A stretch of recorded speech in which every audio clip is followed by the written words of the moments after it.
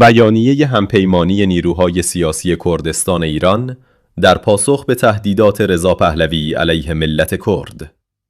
مردم حق طلب کردستان، مبارزان آزادیخواه ایران. به دنبال انتشار بیانیه اعلام موجودیت همپیمانی نیروهای سیاسی کردستان ایران، موجی از شادی و هیجان انقلابی مردم کردستان، ملت‌های تحت ستم و آزادیخواهان ایران را فرا گرفت. اعلام این همپیمانی انعکاس وسیعی هم در میان نیروهای سیاسی مبارز ایرانی و محافل سیاسی بین المللی داشت. در سوی دیگر قضیه اما رژیم جمهوری اسلامی و نیز عده‌ای از مخالفان حقوق ملل تحت ستم و آزادی‌های دموکراتیک که خود را در پوشش اپوزیسیون جا زدند، واکنش‌های هیستریک و نفرت پراکنانایی از خود نشان دادند که برای ما قابل انتظار بود. در همین راستا امروز چهارشنبه 6 اسفند ماه رضا پهلوی با انتشار پستی در پلتفرم ایکس با ادبیاتی خودشان پندارانه و اتهام زنی بیپایه و اساس همیشگی خود ملت بزرگ کرد و احزاب سیاسی مبارز کردستان را مورد شماتت قرار داده و ضمن بلند کردن چماق فرسوده تجزیه طلبی تهدید نموده که پس از سرنگونی جمهوری اسلامی ارتش را مأمور سرکوب جنبش حق طلبانه ملت کرد خواهد نمود. رضا پهلوی ظاهراً این حقیقت تاریخی را فراموش کرده است. هرگاه اراده‌ای واقعی برای تجزیه ایران در پیش بوده، اصولاً کسی از پدر و پدر بزرگ تاجدار وی اجازه نگرفته و آنان همچون موارد اهدای آرارات کوچک، واگذاری بحرین و سرچشمه‌های رود هیرمند از فروش یا واگذاری بخش‌های مختلف خاک ایران فروگذار نکردند و همواره در بزنگاه‌های تاریخی با شلیک اولین گلوله‌ها و حتی اشارای تلویحی از سوی عوامل خارجی فرار را برقرار ترجیح دادند و تنها جایی که آنان توانستند ارزاندام کنند عرصه کشتار غیر نظامیان و سرکوب آزادی‌های دموکراتیک شهروندان و به ویژه ملل تحت ستم ایران بوده است. تهدیدات مکرر نامبرده به استفاده از ارتش نیز برای مواجهه با مطالبات سیاسی ملل ایران نشان از این واقعیت دارد که در ایران آینده مورد نظر ایشان شیوه مواجهه با مطالبات مدنی و خواستهای دموکراتیک مندرج در منشور حقوق بشر سازمان ملل متحد همچنان امنیتی و نظامی خواهد بود و تفاوت ساختاری رژیم سیاسی آرمانی ایشان با رژیم‌های سرکوبگر گذشته و حال ایران نخواهد بود.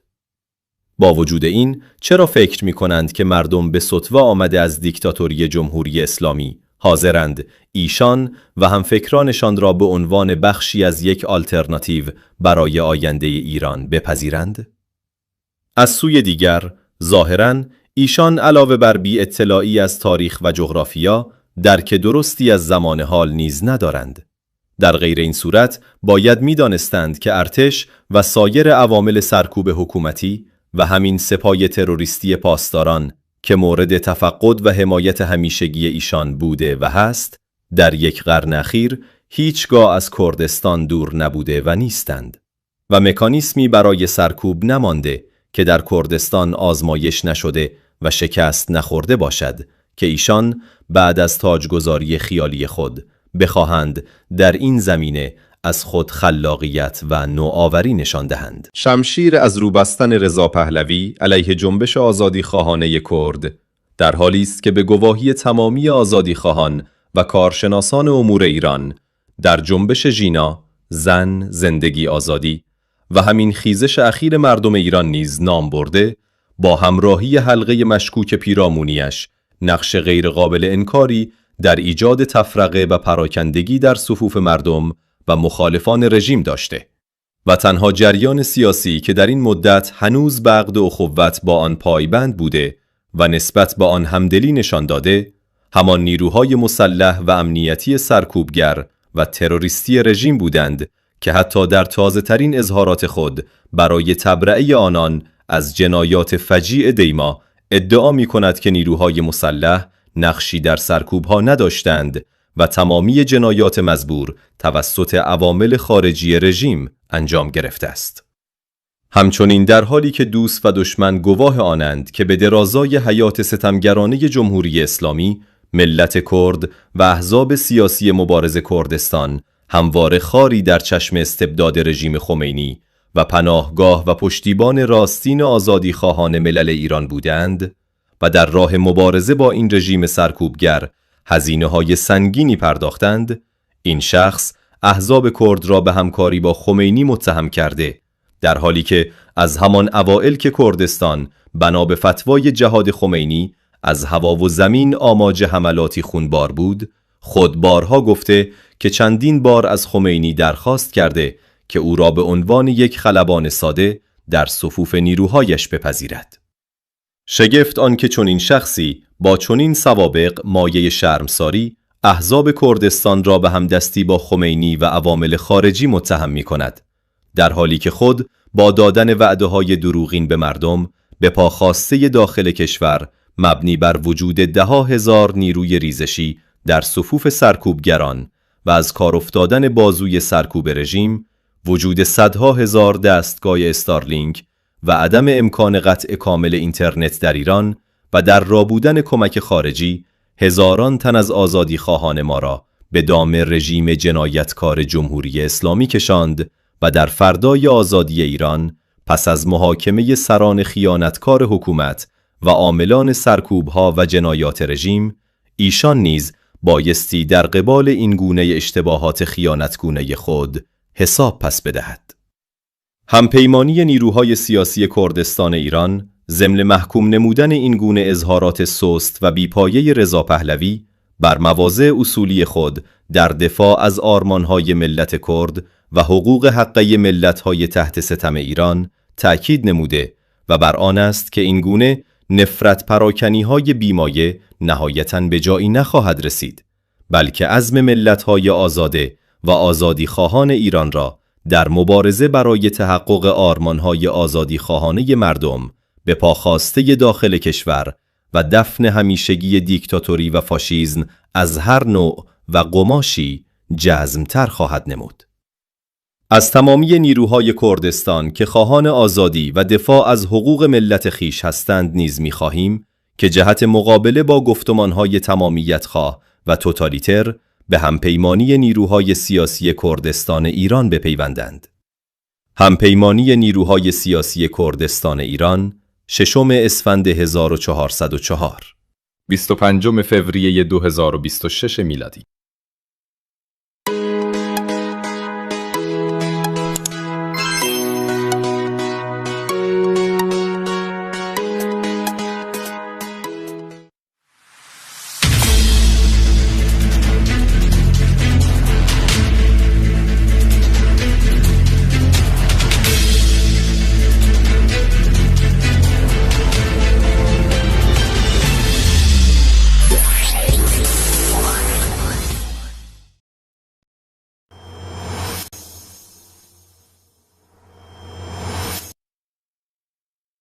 پس از واکنش وحشت‌زده دیروز جمهوری اسلامی از ائتلاف احزاب کردستان، نوبت به واکنش امروز رضا پهلوی رسید تا از ارتش خیالی خود بخواهد احزاب کردستان را سرکوب کند. آقای عبدالله مهتدی از چهره‌های برجسته اپوزیسیون ایران و یکی از رهبران برجسته مردم کرد به بیانیه رضا پهلوی واکنش نشان داد و آن را تهدیدآمیز توصیف کرد. آقای عبدالله مهتدی نوشتند: امروز آقای پهلوی اطلاعیه‌ای منتشر کرده و بار دیگر کردها را تحت عنوان تجزیه طلب تهدید به سرکوب توسط ارتشی که هنوز تشکیل نشده کردند و از حالا سرکوب کردها را وظیفه ملی و میهنی چنان ارتشی قلمداد نمودند. بگذارید صراحتاً و یک بار دیگر اعلام کنم که مردم کردستان در مبارزه علیه جمهوری اسلامی و در تلاش برای یک ایران مبتنی بر دموکراسی کثرت‌گرا، حقوق بشر و مشارکت سیاسی که متضمن تأمین حقوق همه ملیت‌ها از جمله کردها باشد، کاملاً متحد هستند. شرکت یا عدم شرکت ما در این یا آن ائتلاف مشخص هیچ خدشه‌ای به این باور اصولی و به این همبستگی بنیادی وارد نمی‌کند. این نوع اظهارات همچنین نه فقط کمکی به اتحاد و همبستگی مردم ایران که بزرگترین سلاح ما در نبرد با دشمن غداری مانند رژیم جمهوری اسلامی است نمی‌کند، بلکه با تزریق نفرت و ایجاد دشمنی در میان مردم به تفرقه افکنی و تخریب همبستگی بین شهروندان می‌پردازد و با تکرار دروغ‌های این رژیم به سرکوب‌های تاکنونی نیز حقانیت می‌بخشد. در پایان هشدار می‌دهم که آنچه را رژیم جلاد جمهوری اسلامی طی 47 سال کشتار و سرکوب نتوانست در بزانو درآوردن کردها و خاموش کردن صدای حق طلبانه آنها به دست آورد، شما نیز نخواهید توانست حاصل کنید. جایی که پدران و پدربزرگان نتوانستند با همه زورها و اعدامها و تبعیدها و ترفندها ملت کرد را هویت زدایی کنند، از شما نیز کاری ساخته نخواهد بود. از این اطلاعیه نیز جز ننگین کردن نامتان و کارنامه‌تان طرفی بر نخواهید بست.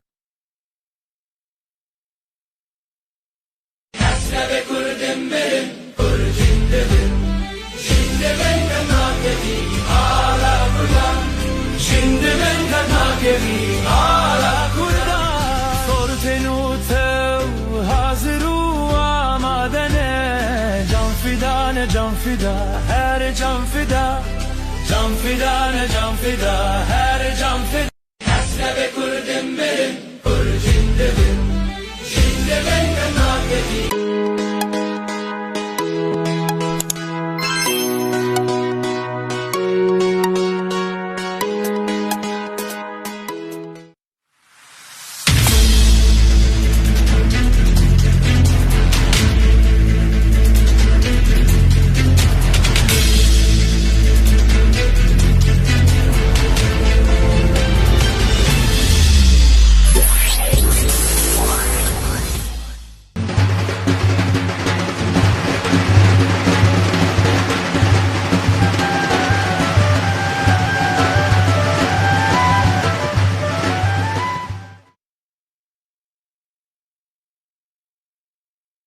چند نکته در باب اعلام جنگ رضا پهلوی علیه کردها. ترسیم آینده‌ای نگران کننده و مملو از جنگ برای ایران. رضا پهلوی فرزند دیکتاتور سابق در آخرین توییت خود علیه مردم کرد اعلام جنگ کرد. وی با اشاره به ائتلاف 5 حزب کردی آنها را چند گروه تجزیه طلب خوانده که به گفته وی ادعاهای موهوم و سخیف را درباره تمامت ارضی مطرح کردند.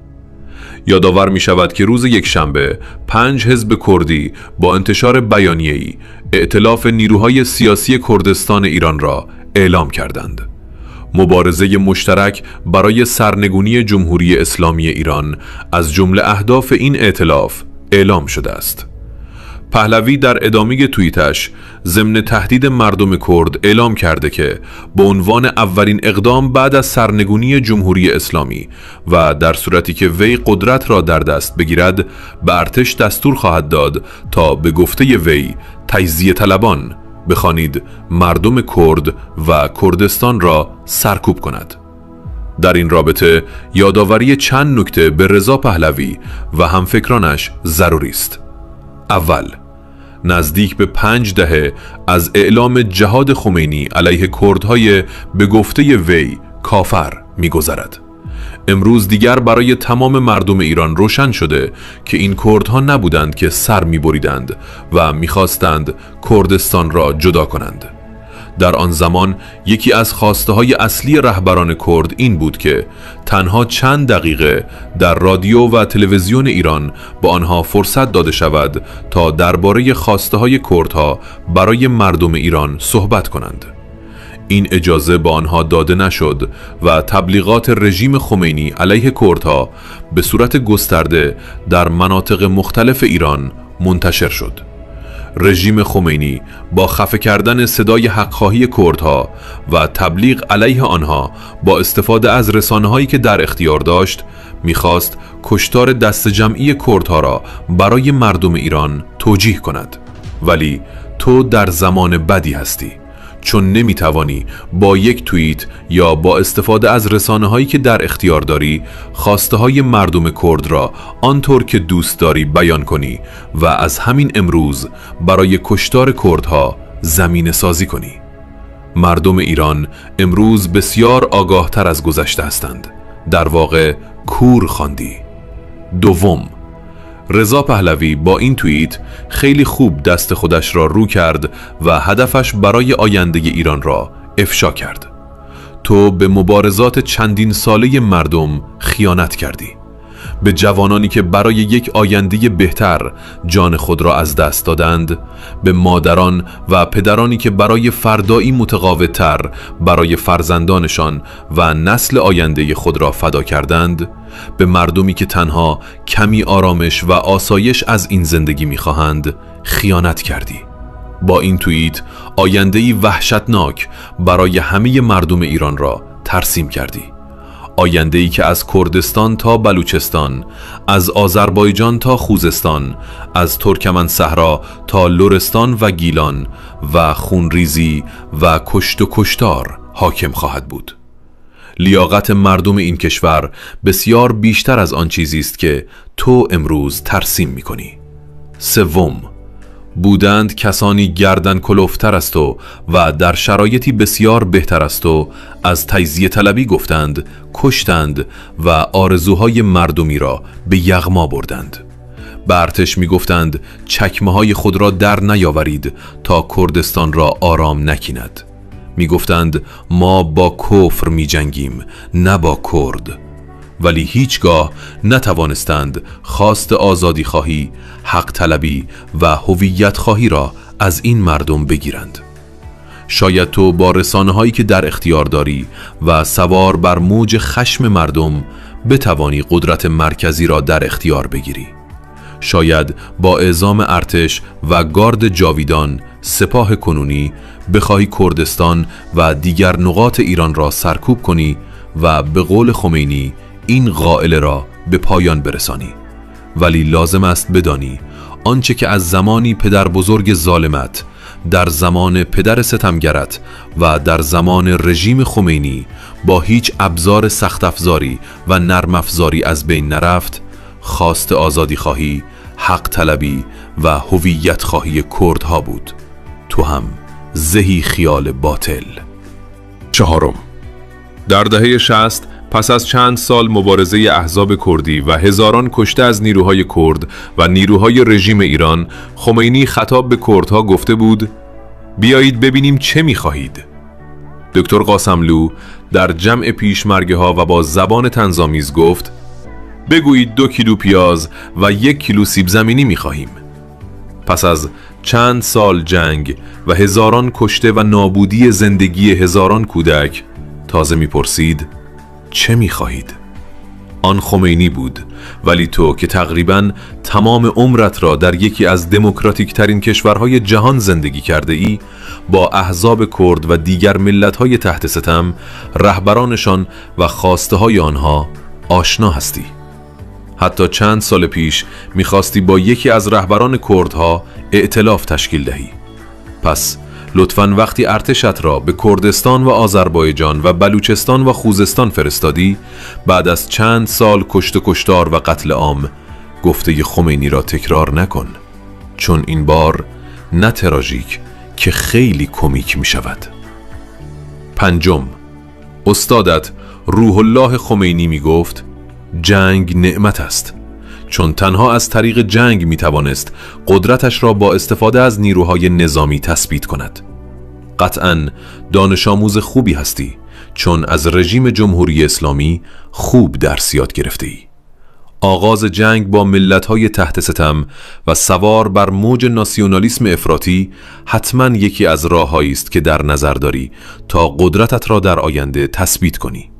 مسلماً این جنگ تنها به کردها ختم نخواهد شد. تمام کسانی که با تو نیستند، خودی نیستند، طرف مقابلت در این جنگ خواهند بود. بیچاره مردم ایران که چه سرنوشتی در انتظارشان است. ششم، پدر بزرگت رضا میرپنج به خوبی درسی را که از روشنفکران ایرانی تحت تأثیر ناسیونالیسم دیگر ستیز آلمانی آموخته بود در عمل پیاده کرد: ایجاد یک قدرت مرکزی مقتدر و سرکوب حاشیه.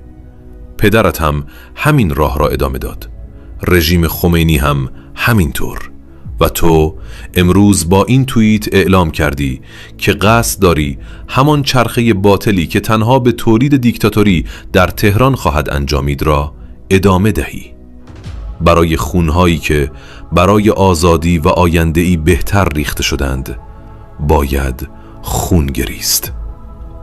در پایان باید گفت شاید یک جریان راست افراطی در یکی از کشورهای منطقه تنها حامی تو، تأمین کننده بودجه تلویزیون‌هایت و مجری کمپین ربات‌ها و حساب‌های جعلی در سوسیال مدیا باشد، ولی زیاد هوش نمی‌خواهد تا بدانی یک ایران متلاشی شده که هیچگاه در آینده نتواند قدرت تأثیرگذاری داشته باشد، مسلماً مهمترین منبع تأمین کننده منافع این جریان خواهد بود. شاید تو یک مهره خوب برای اجرای این پروژه باشی. تجزیه طلب واقعی تویی رضا.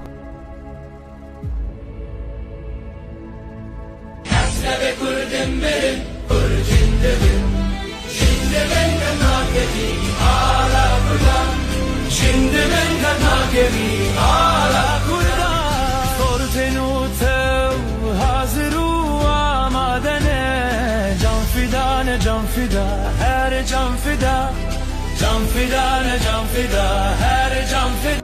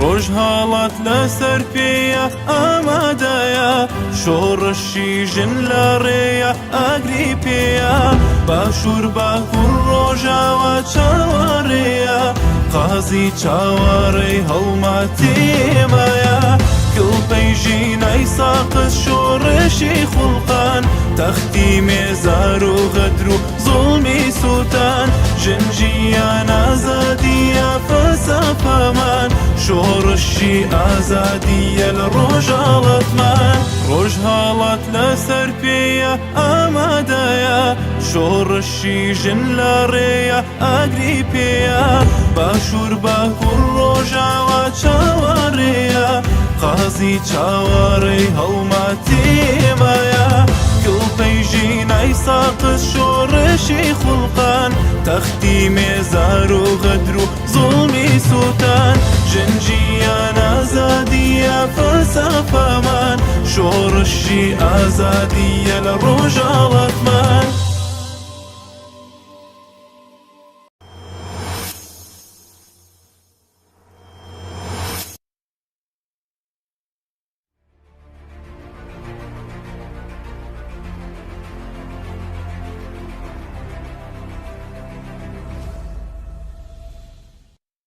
بەیاننامەی ڕاگەیاندنی هاوپەیمانی هێزە سیاسیەکانی کوردستانی ئێران.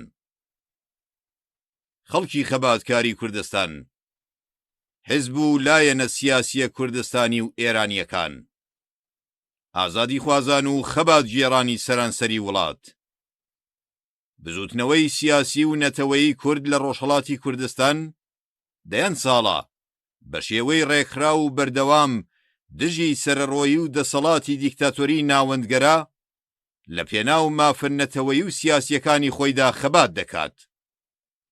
کوردستان دوای شۆڕشی ساڵی 1357 و هاتنە سەرکاری کۆماری ئیسلامیش هەر سەنگەر و ناوەندی سەرەکی خەبات و خۆڕاگری دژی ئەو ڕەژیمە سەرکوتکەرە بووە. کوردستان لەو ماوەیەدا تێچوویەکی زۆری بۆ خەبات و خۆڕاگری خۆی داوە. شەڕی بەسەردا سەپاوە، دەیەن ڕێبەری سیاسی ئێعدام و تێرۆر کراون، هەزاران ڕۆڵەی خەباتکار و چالاکی سیاسی شەهید بوون و لە زیندانەکاندا گیانیان لێ ئەستێنراوە. کوردستانیش وەک جوغڕافیایەکی داگیر کرا و میلیتاریزە کراوە و بە سیاسەتی سەرکوت و تاڵان و بڕۆ لەلایەن حکوومەتی کۆماری ئیسلامیەوە ئیدارە کراوە. ئێمە ئەم حیزبە سیاسیانەی هاوپەیمانی هێزە سیاسیەکانی کوردستانی ئێرانمان واژۆ کردووە بە پشتبەستن بە مێژووی خەبات و تێکۆشانمان و بە سەرنجدان بە پێویستیەکانی وەڵامدانەوە و خۆ دیتنەوە لە دۆخی سیاسی ئێستای ئێراندا کە ڕەژیمی کۆماری ئیسلامی هیچ شەرعیەتێکی سیاسی بۆ نەماوەتەوە، بەڵام مەخابن بەهۆی پەرتەوازەیی هێزە سیاسیە دژبەرەکانی ڕاوەستاو بووە. لە کوردستان وزە و ڕیزەکانی خەباتگێڕی خۆمان یەک خستووە و هاوپەیمانیەکی سیاسیمان ڕاگەیاندووە.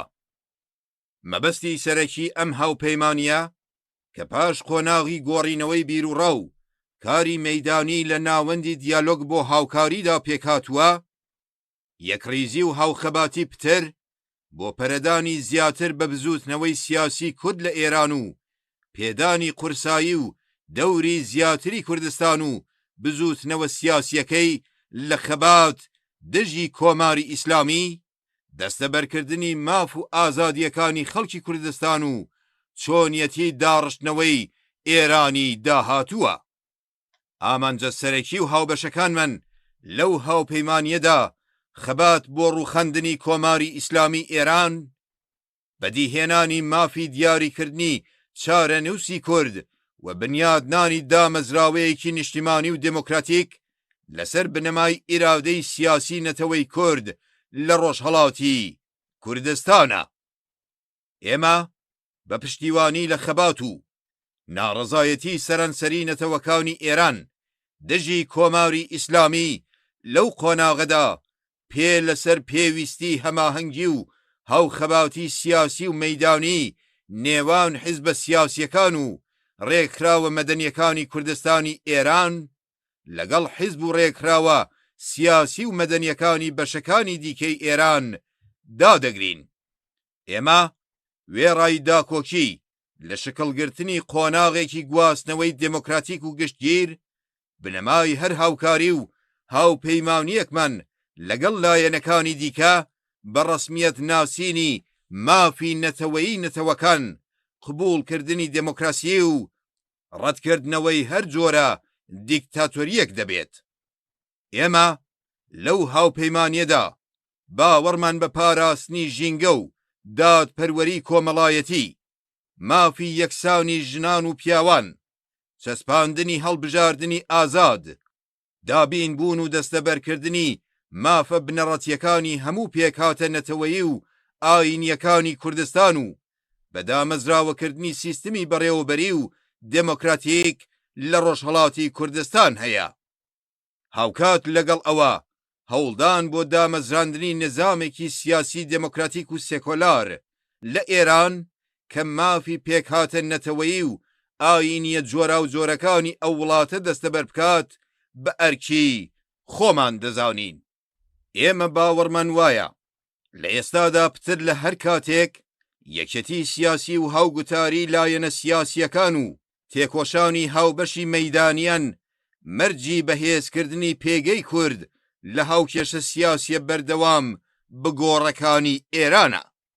بۆیە ئامادەی هاوکاریکردنین لەگەڵ هەموو حیزب و لایەنە سیاسیەکانی دەرەوەی هاوپەیمانیەکەمان و هەموو خەڵکی کوردستانیش بۆ خۆدیتنەوە لەو هاوپەیمانیەدا بانگهێش دەکەین.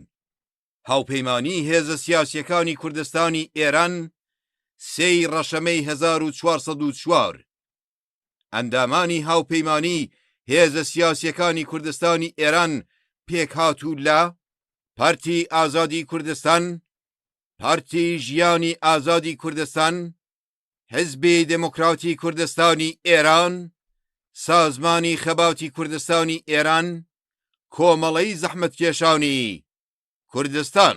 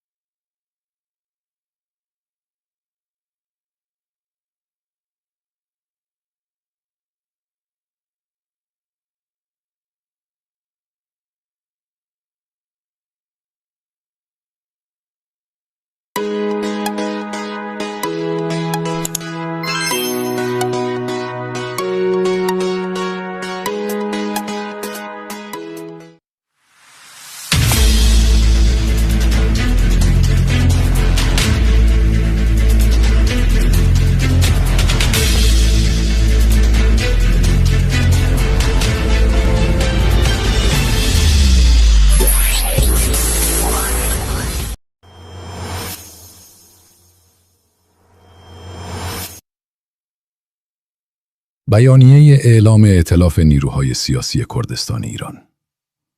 مردم مبارز کردستان، احزاب و جریانهای سیاسی کردستانی و ایرانی، آزادیخواهان و مبارزان سراسر میهن، جنبش سیاسی و ملی کرد در کردستان ایران، روشهلات، دهه‌هاست که به شیوهی سازمان یافته و مستمر علیه استبداد و حاکمیت دیکتاتوری مرکزگرا در راستای دستیابی به حقوق ملی و سیاسی خویش مبارزه می‌کند. کردستان پس از انقلاب سال 1357 و روی کار آمدن جمهوری اسلامی همواره سنگر و کانون اصلی مبارزه و مقاومت علیه این رژیم سرکوبگر بوده است. کردستان در این مدت هزینه‌های سنگینی برای مبارزه و مقاومت خود پرداخته است. جنگی بر آن تحمیل شده، ده‌ها رهبر سیاسی اعدام و ترور شدند. هزاران فرزند مبارز و فعال سیاسی شهید گشته یا در زندانها جان باختند و کردستان همچون جغرافیای اشغال شده میلیتاریزه گشته و با سیاست سرکوب و غارت از سوی حکومت جمهوری اسلامی اداره شده است. ما احزاب سیاسی که ائتلاف نیروهای سیاسی کردستان ایران را امضا کرده ایم، با اتکا به پیشینه مبارزاتی خود و با توجه به ضرورت‌های پاسخگویی و بازتعریف نقش خود در شرایط سیاسی کنونی ایران که در آن رژیم جمهوری اسلامی فاقد هر گونه مشروعیت سیاسی است، اما متاسفانه به دلیل تفرقه نیروهای سیاسی مخالف پابرجا مانده است، نیروها و صفوف مبارزاتی خود را در کردستان متحد کرده و یک ائتلاف سیاسی را اعلام می‌نماییم. هدف اصلی این ائتلاف که پس از مرحله تبادل نظر و فعالیت میدانی در مرکز دیالوگ برای همکاری شکل گرفته است، انسجام و مبارزه مشترک بیشتر جهت گسترش جنبش سیاسی کرد در ایران، بخشیدن جایگاه و نقش بیشتر به کردستان و جنبش سیاسی آن در مبارزه علیه جمهوری اسلامی، تأمین حقوق و آزادی‌های مردم کردستان و چگونگی طراحی ساختار آینده ایران است. اهداف اصلی و مشترک ما در این ائتلاف مبارزه برای سرنگونی جمهوری اسلامی ایران، تحقق حق تعیین سرنوشت کردها و بنیانگذاری نهادی ملی و دموکراتیک بر اساس اراده سیاسی ملت کرد در کردستان ایران است. ما با پشتیبانی از مبارزات و اعتراضات سراسری ملیت‌های ایران علیه جمهوری اسلامی در این مرحله بر ضرورت هماهنگی و مبارزه مشترک سیاسی و میدانی میان احزاب سیاسی و سازمان‌های مدنی کردستان ایران با احزاب و سازمان‌های سیاسی و مدنی سایر بخش‌های ایران تأکید می‌ورزیم. ما ضمن حمایت از شکلگیری یک مرحله گذار دموکراتیک و فراگیر، مبنای هر گونه همکاری و ائتلاف خود با طرف‌های دیگر را به رسمیت شناختن حقوق ملی ملیت‌ها، پذیرش دموکراسی و نفی هر گونه دیکتاتوری می‌دانیم. ما در این ائتلاف به حفظ محیط زیست، عدالت اجتماعی، حقوق برابر زنان و مردان، نهادینه‌سازی انتخابات آزاد، تأمین و تضمین حقوق بنیادین تمامی طیف‌های ملی و مذهبی کردستان و ساختارمند کردن سیستم مدیریتی دموکراتیک در کردستان ایران باور داریم. همزمان تلاش برای استقرار یک نظام سیاسی دموکراتیک و سکولار در ایران که حقوق ملیت‌ها و اقلیت‌های مذهبی گوناگون این کشور را تضمین کند وظیفه خود می‌دانیم. بر این باوریم که امروزه بیش از هر زمان دیگری وحدت سیاسی، گفتمان مشترک جریان‌های سیاسی و مبارزه میدانی مشترک آنان شرط تقویت جایگاه کردها در معادلات سیاسی همواره در حال تغییر ایران است. از این رو آمادگی خود را برای همکاری با تمامی احزاب و جریان‌های سیاسی خارج از این ائتلاف اعلام نموده و از همه مردم کردستان دعوت می‌کنیم که خود را در این ائتلاف بازیابند. ائتلاف نیروهای سیاسی کردستان ایران 3 اسفند 1404 22 فوریه 2026 اعضای ائتلاف نیروهای سیاسی کردستان ایران متشکل از پارتی آزادی کردستان، حزب حیات آزاد کردستان، حزب دموکرات کردستان ایران، سازمان خبات کردستان ایران، کومله زحمتکشان کردستان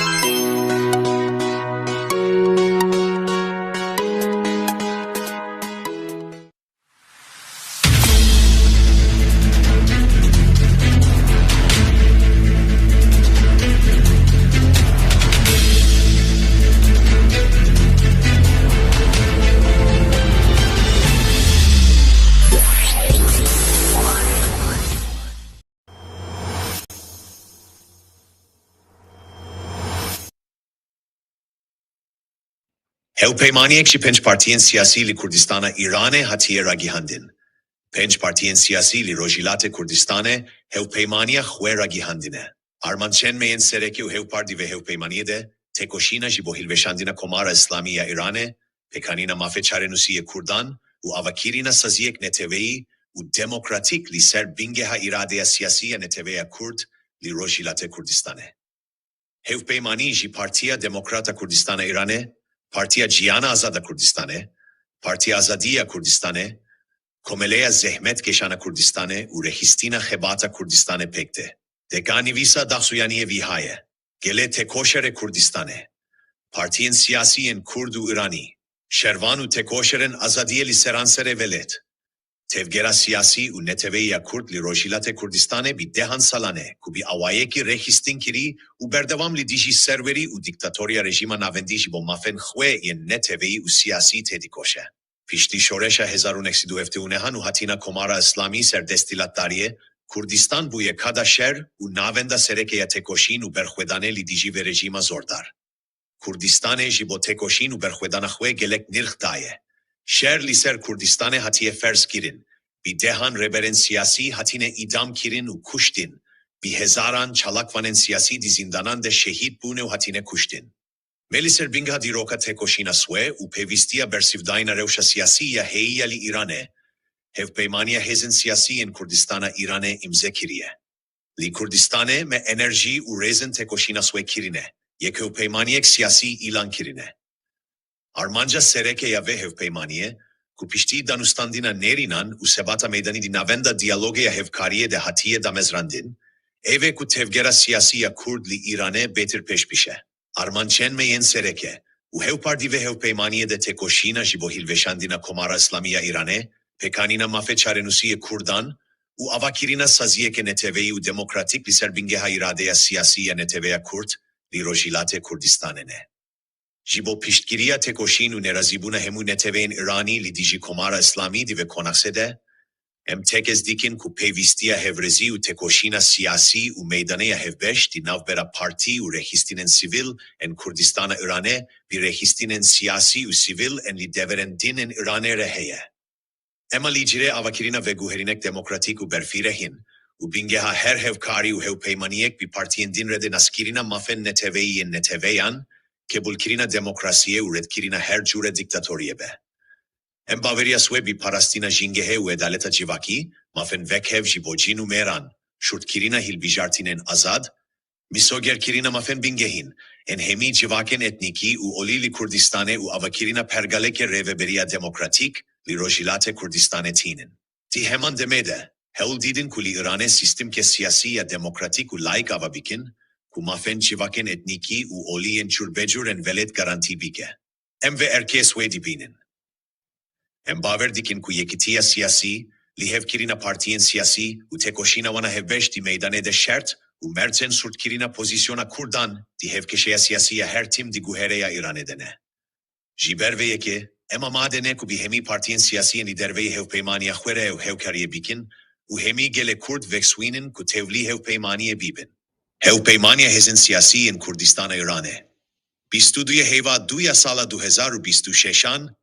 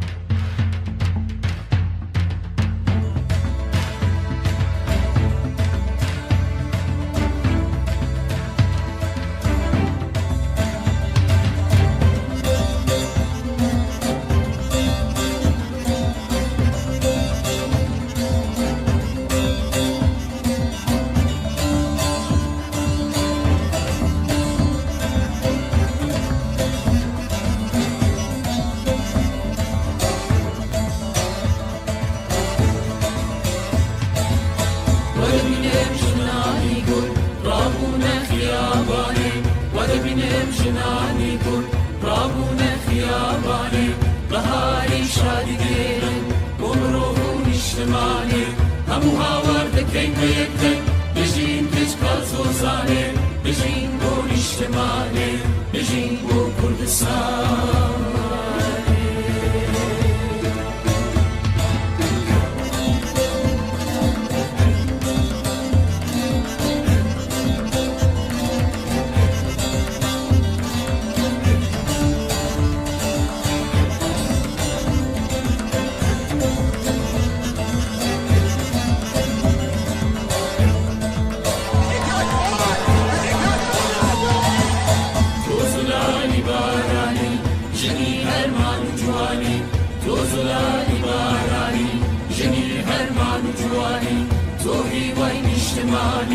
پیشنگی خباتمانی آوار بکن بو یکسانی یا مرگ یا آزادی یا مرگ یا آزادی یا مرگ یا آزادی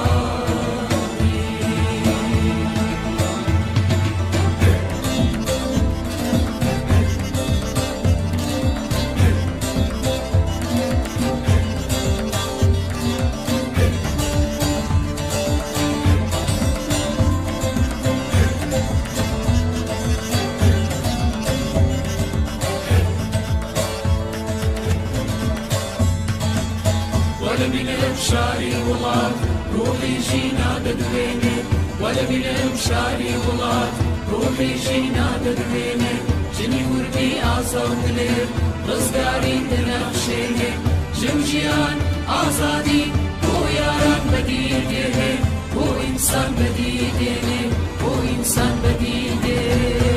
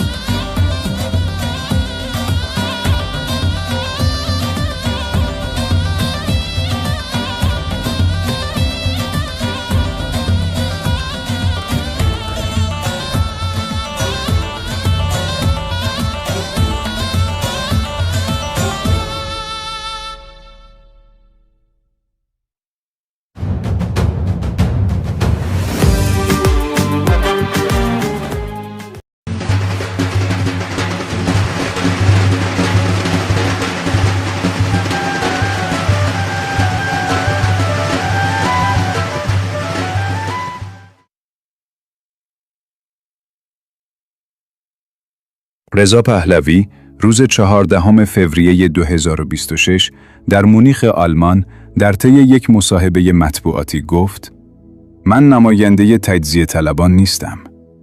اظهار نظر درستی بود. نخست، کسانی که اطلاعاتی درباره سیاست و رفتار رضاشاه با مردمان غیر فارس دارند و رژیم محمد رضا شاه را به یاد دارند و با رویکرد و ادبیات جمهوری اسلامی و سلطنت طلبان و دیگر شوینیست‌های امروزی آشنایی دارند، متوجه می‌شوند که عبارات تروریست و تجزیه طلب تنها به احزاب متعلق به ملل غیر فارس، طرفداران فدرالیسم یا خودمختاری و حق تعیین سرنوشت و مبارزین مسلح این ملت‌ها محدود نمی‌شود.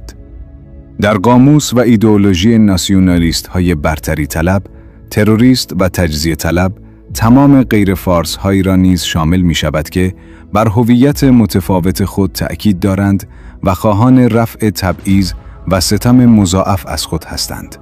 حق آموزش به زبان مادری را می طلبند. خواهان تقسیم قدرت و مشارکت در اداره کشور هستند. حقوق برابر با مردم فارس را خواستارند. مدرس زبان کردی و فعالان جامعه مدنی که برای آزادی و حقوق شهروندی مبارزه می کنند و نمی‌خواهند به عنوان شهروندان درجه 2 مورد تبعیض قرار بگیرند. با استبداد و دیکتاتوری مخالف و برای استقرار دموکراسی در ایران تلاش می‌کنند، اسامی رایج در بین ملت خود را برای فرزندانشان انتخاب می‌کنند. حتی تنها خواهان اجرای عدالت و یک زندگی عادی و نفس کشیدن در یک فضای آزاد هستند. یکی از سرسپردگان رژیم سابق حتی نوشتن کرد به جای کرد را مصداق تجزیه طلبی می‌داند. در حقیقت عموم ملل غیر فارس، یعنی 2/3 جمعیت ایران، برای آنها تروریست و تجزیه طلب محسوب می‌شوند و سزاوار سرکوب و مجازات و محرومیت از حق و زندگی هستند. به جز افرادی که خود انکاری کرده و برای تأمین منافع شخصی به هویت و اصل و نسب خود پشت می‌کنند، در بین جمهوری اسلامی و سلطنت طلبان در تردد هستند، به مداحی و اسارت و تحقیر تن در می‌دهند و برای اربابانشان نقش ستون پنجم را در بین ملت‌های خود ایفا می‌کنند. می‌پرسند کردها چه خصومتی با رضا پهلوی دارند؟ کردها قطعاً آغازگر تنش و خصومت نبودند. احزاب کردستانی و دیگر ملل تحت ستم همیشه خواهان گفتگو و تفاهم بوده و تلاش کردند با گرایش‌های مختلف اپوزیسیون به توافق برسند و یک آلترناتیو دموکراتیک و فراگیر تشکیل بدهند. اما سلطنت طلبان و خود رضا پهلوی به سبک جمهوری اسلامی دائما احزاب کردستانی را تجزیه طلب می‌خوانند و مورد اهانت و فحاشی قرار می‌دهند. از این گذشته، شما زمانی که مدام از رژیم گذشته تجلیل و تمجید می‌کنید که در طول عمر خود کردها را سرکوب کرده است و علیه آنها جنایت‌ها آفریده است، خوب کردها حق دارند نگران باشند و بترسند که حکومت شما امتداد همان رژیم سرکوبگر خواهد بود و با آمدن شما چیزی برای کرد و دیگر ملل تحت ستم تغییر نخواهد کرد و سهم آن از تغییر رژیم همانا ستم و سرکوب و تبعیض و انکار هویت خواهد بود. همچنان که در 3 نظام سیاسی ایران در 100 سال اخیر سهم و نصیبشان تنها ستم و تبعیض و سرکوب بوده است. کافی است بدون پیش‌داوری به دفترچه دوران گذار مراجعه کنید. از محتوی تمامیت خواهی و انحصار طلبی و ضد دموکراتیک آن که بگذریم، نقشه‌های شوم و ترسناکی را که سلطنت طلبان برای مردمان غیر فارس تحت عنوان تروریست و تجزیه طلب در سر می‌پرورانند، کاملاً آشکار می‌شود. باید کرد، بلوچ، ترک آذری یا عرب و ترکمن بود تا بتوان درک کرد در طی 100 سال گذشته اتهام تجزیه طلبی چه پیامدهای ویرانگر و هولناکی برای این مردمان داشته است. بنابراین عجیب خواهد بود اگر ملت‌های غیر فارس از فردی و گروهی حمایت کنند که هنوز به قدرت نرسیده مانند جمهوری اسلامی و رژیم سابق آنها را به تجزیه طلبی متهم می‌کند و برایشان شاخ و شانه می‌کشد. همچنین رضا پهلوی واقعیت جامعه ایران را انکار می‌کند. گرفتار افکار و اندیشه راست افراطی است. از حالا خود را رهبر و پدر ملت می‌خواند و به تکثر و تنوع اعتقادی ندارد. منتقد و مخالف را بر نمی‌تابد. او بیعت می‌طلبد. آشکارا می‌بینیم نه فقط غیر فارس‌ها، هر فرد و گروه آزادیخواهی در ایران سیاست و افکار آنها را نقد کند و کوچکترین مخالفتی را اظهار کند، مورد فحاشی و دشنام و ترور شخصیت سلطنت طلبان قرار می‌گیرد. گروه‌های فشار و چماقدار تجمع نیروهای دیگر را برهم می‌زنند. واقعاً این فرقه فاشیست اگر به قدرت برسد و نیروی نظامی سرکوب را در اختیار داشته باشد، با مخالفان و منتقدین خود چگونه رفتار می‌کنند؟ رضا پهلوی می‌گوید همه بیایید زیر پرچم من و تحت رهبری من متحد شوید و مانند خمینی همه با من باشید. خواست گرد آوردن همه زیر پرچم رژیم سرنگون شده نشان می‌دهند که هدف آنها تنها خواستار احیای دیکتاتوری و استبداد رژیم سابق است و بس. آری، مردم کردستان متفاوت می‌اندیشند و این تفاوت و تمایز ریشه در موقعیت حقوقی کردها در ایران دارد. آنها از تمام حقوق سیاسی و زبانی و انسانی خود محروم بوده و هستند و امروز برای آزادی و رفع تبعیض و ستم از خود مبارزه می کنند و هراسی هم از دادن هزینه ندارند. کردها خواهان آزادی و دموکراسی و حقوق پایمال شده خود هستند. در کردستان تحزب پیشینه دارد. جنبش آزادی خواهانه کردستان از سوی احزاب رهبری می شود. ملتی که سابقه بیش از 100 سال مبارزه علیه استبداد را در کارنامه خود دارد، به بیعت و اطاعت کردن از رهبر خودخوانده در نمی دهد. پس نباید تعجب کرد که مردم کردستان و سایر مناطق ملل غیر فارس از فراخوان رضا پهلوی استقبال نکردند.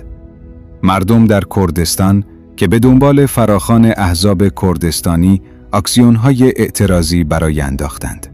حتی در یک شهر و اعتراض نام رضا پهلوی را صدا زده نزدند و شعاری به حمایت از سلطنت سرداده ندادند. با این وجود در ادامه سیاست تحمیل رضا پهلوی به مردم ایران، چند تلویزیون وابسته و مبلغ سلطنت طلبی با زیر پا نهادن تمام شؤونات اخلاقی و نقض اصول اطلاع رسانی بسیار تلاش کردند با دستکاری ویدئوها و انتشار اطلاعات نادرست اعتراضات مردم کردستان و آذربایجان و بلوچستان را به نام رضا پهلوی جا بزنند.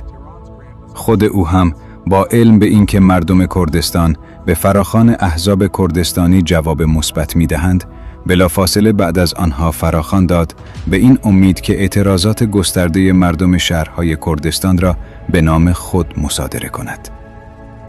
آقای پهلوی و رسانه‌های وابسته مرتب ادعا می‌کنند که میلیون‌ها ایرانی نام او را صدا زدند. معلوم می‌شود از نظر آنها تنها شهرهای مرکزی و فارس نشین ایران به شمار می‌روند. دیگر مناطق و مردمان غیر فارس جزو ایران به حساب نمی‌آیند. ناسیونالیست‌های برتری طلب مدت هاست ایران را تجزیه کردند. کارهای مقدماتی اما مهم تجزیه ایران را پیروزمندانه انجام دادند. البته کاری که رضا پهلوی و حامیانش انجام می‌دهند در عالم سیاست غیر معمول و ناآشنا نیست. برای کسانی که انقلاب 1357 را به یاد دارند یا درباره آن دارای اطلاعات هستند، می‌دانند که همین کارها را روح الله خمینی و اسلامگرایان نیز قبل از رسیدن به قدرت در پیش گرفتند. خدعه کردند و قولها را به مردم ایران و جهان دادند. رضا پهلوی و حامیانش به دو دلیل اساسی مانع همبستگی و اتحاد نیروهای سیاسی و تشکیل یک ائتلاف دموکراتیک می‌شوند. 1. به عنوان یک فرقه راست افراطی تمامیت خواه هستند و با تکثر و تنوع و رأی مردم سر سازش ندارند. 2. سلطنت طلبان به این امید که آمریکا و اسرائیل با حمله نظامی جمهوری اسلامی را سرنگون می‌کنند و در غیاب یک ائتلاف و آلترناتیو فراگیر قدرت را دودستی تحویل ایشان می‌دهند، پس شریک نمی‌خواهند. اما آنچه امروز جای تعجب دارد و درک آن دشوار است، سکوت و بیعملی نیروهای سیاسی دیگر ایران است، اعم از جریان‌های مرکزی و احزاب متعلق به ملت‌های غیر فارس. خود را به خواب زده و صدای بلند پای فاشیسم را نمی‌شنوند. سیاست، انتظار کشیدن و خودداری از تشکیل اتحاد و همبستگی آنها آب به آسیاب سلطنت طلبان ریخته و موجب شده است رضا پهلوی بتواند خود را به عنوان رهبر انقلاب ملی ایران و آلترناتیو جمهوری اسلامی معرفی کند. افکار عمومی می‌بیند کس دیگری در میدان نیست. به گفته کارل مارکس که تاریخ 2 بار تکرار می‌شود، بار اول به عنوان تراژدی، بار دوم به عنوان نمایش کمدی، باید این جمله جورج سانتایانا، فیلسوف و نویسنده اسپانیایی آمریکایی را اضافه کرد. آن کس که نمی‌تواند گذشته را بیاد بیاورد، محکوم به تکرار آن است. مثل اینکه ایرانی‌ها محکوم به تکرار فاجعه سربرآوردن فاشیسم هستند، اما به شکلی متفاوت.